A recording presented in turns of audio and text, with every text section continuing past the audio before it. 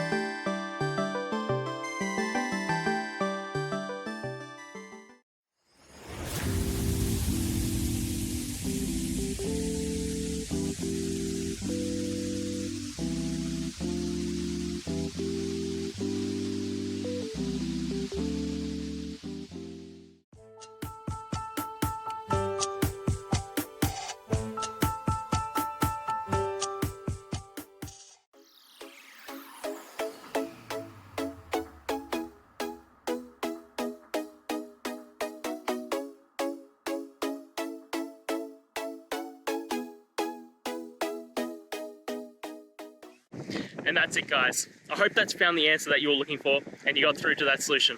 If you did, please hit the subscribe button. I'd really appreciate it. And until the next time you have a technical issue, I'll see you. Have a good one.